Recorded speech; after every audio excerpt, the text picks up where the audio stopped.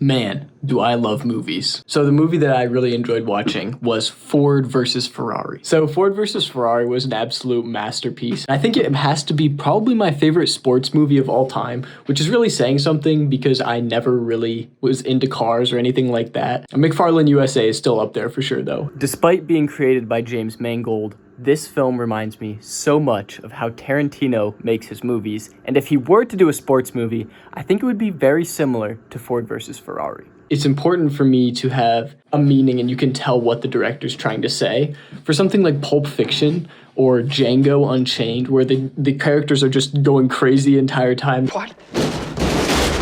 What country you from? What ain't no country I ever heard of? They speak English and what? They're so lovable characters and they're such hateable characters. Ooh, that's a bingo.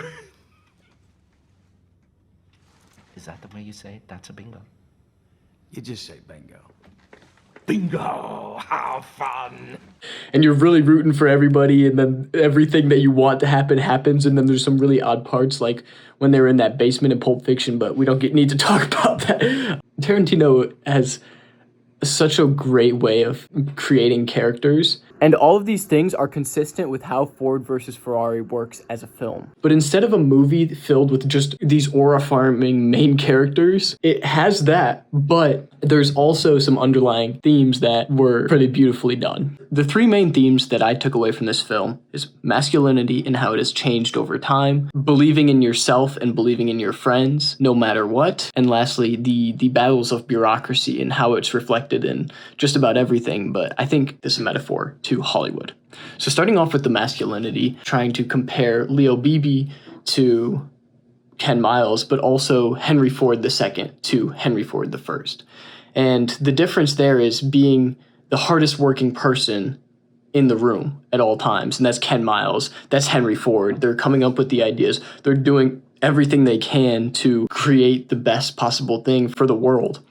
Whereas Henry Ford II and Leo Beebe, like the antagonist, whatever, they were doing things in a way with different intentions without really having the knowledge and just having the position. It's more of a status rather than an ability and an intellectual drive to work hard. I think it's a great reflection on how masculinity's role has changed over the past couple of years, from being the hardest working person in the room to being our models of powerful men in the world, being the self-proclaimed smartest person in the room. And that's where Henry Ford II always will fall short to Henry Ford I.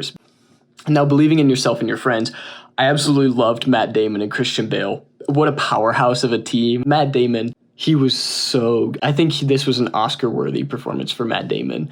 He was almost like Ted Lasso, if Ted Lasso was previously the best soccer player in America.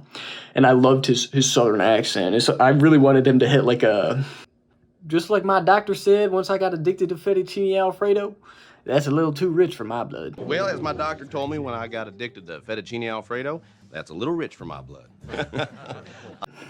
You know, I mean, Matt Damon was awesome, telling Henry Ford II that their loss was actually a huge win. It reminded me a lot of the dart scene for Ted Lasso. Barbecue sauce.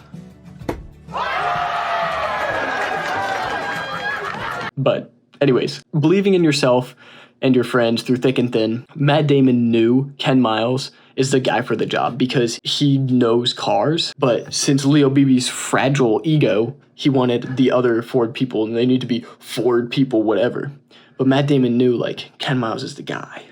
And their friendship was just like, yes, go Ken Miles, go Matt Damon, vouch for your boy, let's go win this thing. And they did. Well, I guess. Which brings me to the next part, bureaucracy and why it kills innovation. So if you look back at Ford, I love the quote, "If I asked them what they wanted, they would have said a faster horse." He's so tough. He has so many good quotes. Just look up Henry Ford best quotes and it'll change your life. But I think he might have been a Nazi though. We're just gonna assume he's not for the sake of this. Everything he did was innovative. From the cars to the way cars are produced, it was never done before. I mean, it was really the creation of the conveyor belt.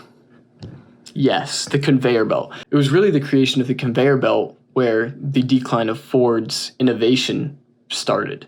Because before, when you were creating something, you had to do every single part. So you know exactly how everything works. But as soon as they implemented the conveyor belt, they changed Ford from being more of like everybody knows everything to specialization. One piece on, you move to the next person, one piece on. And it becomes this mindless, you only know how to do one thing and you don't understand the bigger picture of the car. Henry Ford Jr. obviously did not understand cars. You can't really have specialization and innovation at the same time, and it's a balancing act. Bringing it back to the one scene where Matt Damon was saying, as I was sitting there, I watched that little red folder right there go through 4 pairs of hands before it got to you. Of course, that doesn't include the 22 or so other Ford employees who probably poked at it before it made its way up to the 19th floor. All due respect, sir, you can't win a race by committee. If Ford would have started with this huge bureaucracy, you have to pass the red folder to 100 different people, then they would never have been the company that they were. And to wrap it up, this bureaucracy is a reflection on Hollywood and why movies can't be made to the best of their abilities because there's such a bureaucracy. You need to ask for approval for everything and say, oh, can we do this? Then they have to ask their supervisors. And then so many ideas have been stopped so early because they couldn't reach it all the way up. And so many great films like Good Will Hunting from Matt Damon and Ben Affleck, or even Tarantino's first couple of films, people who weren't necessarily in the film industry to start off, making these insane first movies would not happen by somebody who's already inside of Hollywood and understands that they have to get this folder passed so high up. So someone like James Mangold making this film is, I believe, to critique Hollywood on their bureaucracy and say, let creators create. So Ford versus Ferrari is almost the opposite of love letters to Hollywood, such as La La Land or Once Upon a Time in Hollywood, and acts as this warning label as Hollywood stifles creativity. I love this movie. Have a nice day. Hey, leave some comments. Next on the watch list, I'm going to read Monkey Man, Nosferatu. So shout out Arya for the recommendations, but have a nice night.